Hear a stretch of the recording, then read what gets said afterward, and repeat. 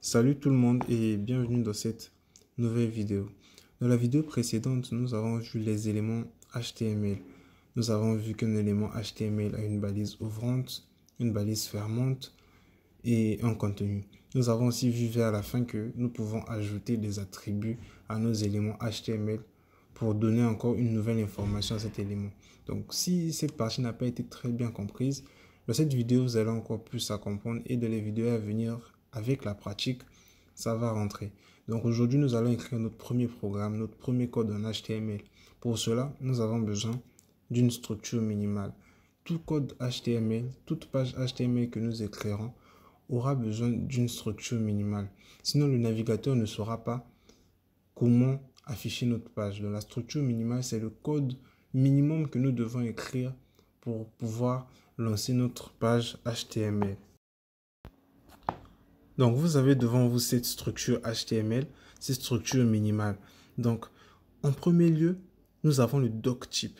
C'est cette ligne-là qui vient de dire à notre navigateur que notre page, c'est une page HTML. Donc, tu dois l'afficher comme une page HTML.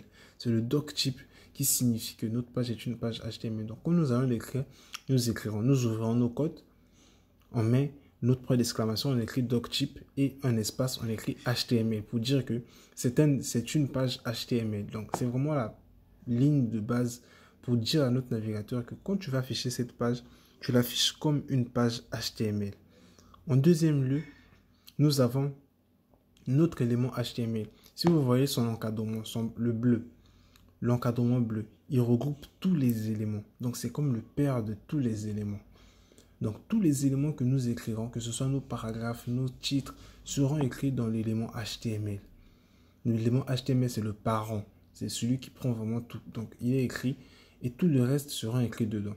Donc, après le doctype, on écrit notre élément HTML. Et l'élément HTML, dans l'élément HTML, nous avons deux éléments principaux. L'élément head et l'élément body.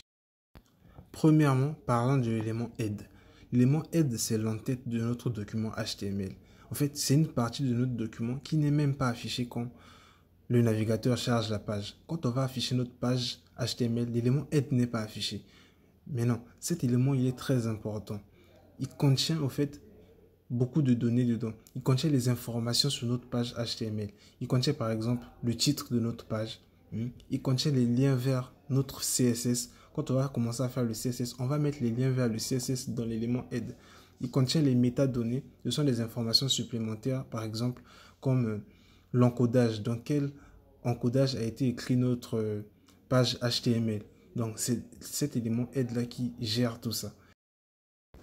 Donc, comme vous voyez dans l'élément head, nous avons l'élément meta. En premier lieu, nous avons l'élément meta avec son attribut char7. En fait, char7, c'est obligatoire qu'il doit avoir la valeur UTF-8. C'est une norme. C'est pour dire que notre page est encodée en UTF-8. L'encodage, c'est la manière dont on écrit. En fait, c'est le jeu de caractères. Vous voyez, en informatique, nous avons des jeux de caractères. Il y en a plusieurs. Et pour le HTML, la norme, c'est le UTF-8. Depuis le HTML dans la version 5, la norme de l'encodage est le UTF-8. Donc, c'est obligatoire d'écrire cette ligne. Et puis, nous avons le titre de notre page. Vous pouvez écrire n'importe quoi dans votre titre. Si votre page, par exemple, c'est, je sais pas, shopping.com, tu peux écrire shopping comme titre. Ça dépend que de vous. Donc, il y a l'élément title pour définir le titre de notre page. L'élément meta pour définir l'encodage de notre page. Tout ça sont des enfants de l'élément head.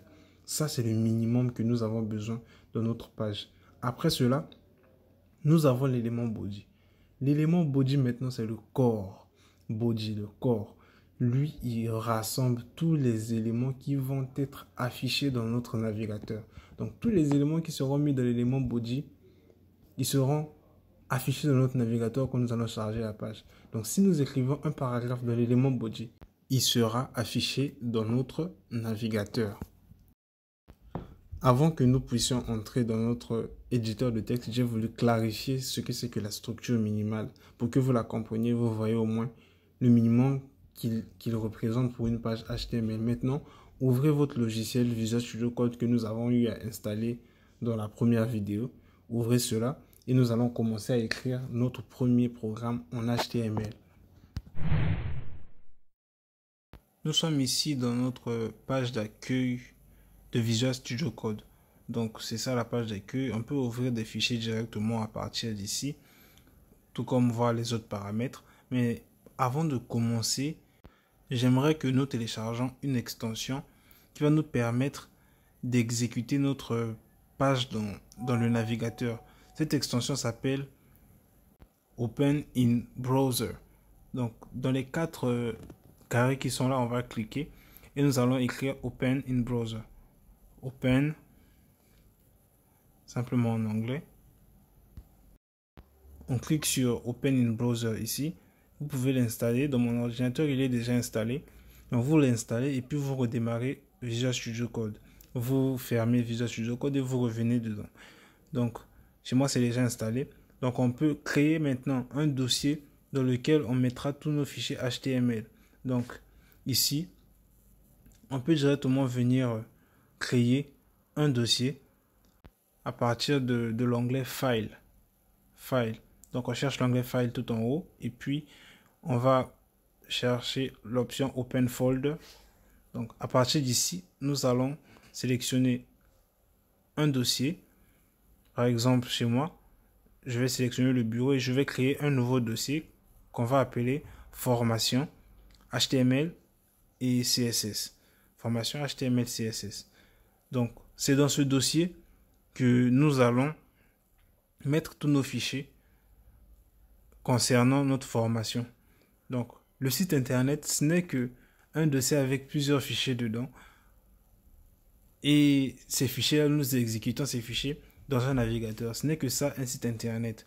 Donc, à partir d'ici, on peut créer notre fichier HTML, soit sur ce bouton, soit simplement en faisant un clic droit et appuyer sur New File.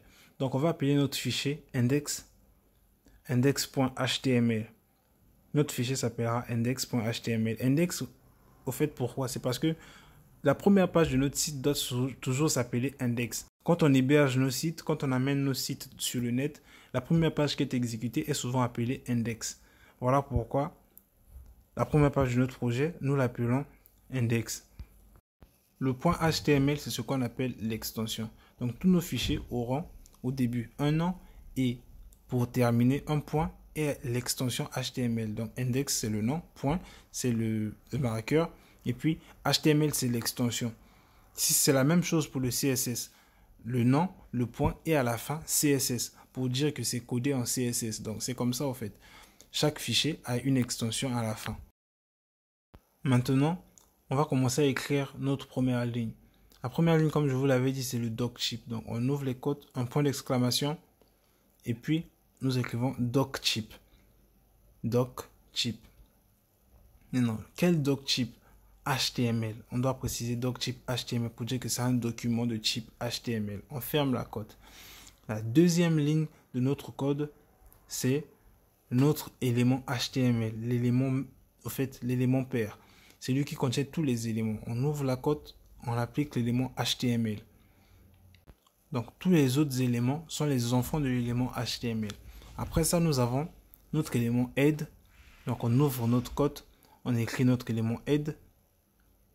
Et puis, en bas de l'élément head, nous avons notre élément body. L'élément body. On ouvre la côte, on écrit body. Et après cela, on doit signifier au fait les métadonnées qui sont contenues dans notre élément head, comme je l'avais dit.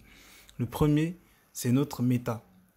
Élément méta pour dire que nous encodons notre site avec le UTF-8. Donc, on ouvre la côte, on applique le méta avec l'attribut char7, l'attribut char7 et la valeur UTF-8. UTF-8 pour dire que nous avons encodé notre fichier HTML en UTF-8. C'est obligatoire.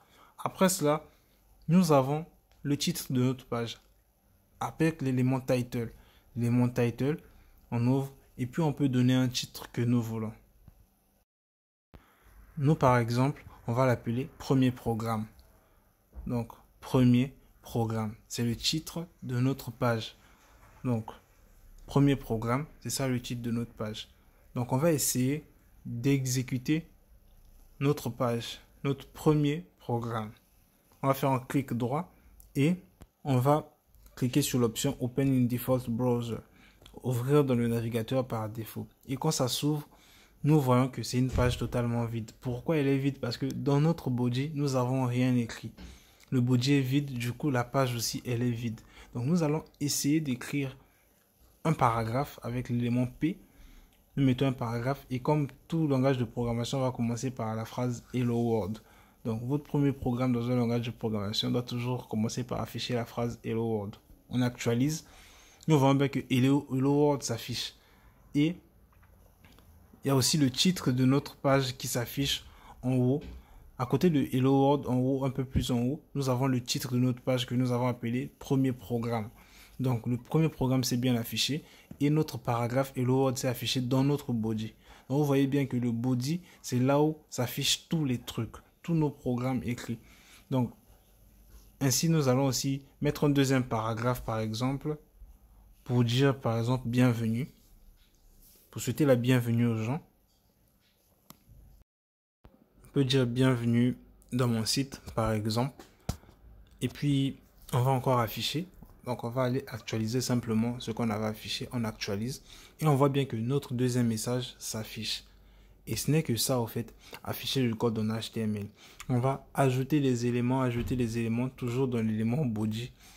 Et ce n'est que ça, on n'oublie pas nos structures, le doctype, le head, l'élément HTML, c'est ça au fait la base. Sans ces structures, il n'y a pas au fait de HTML.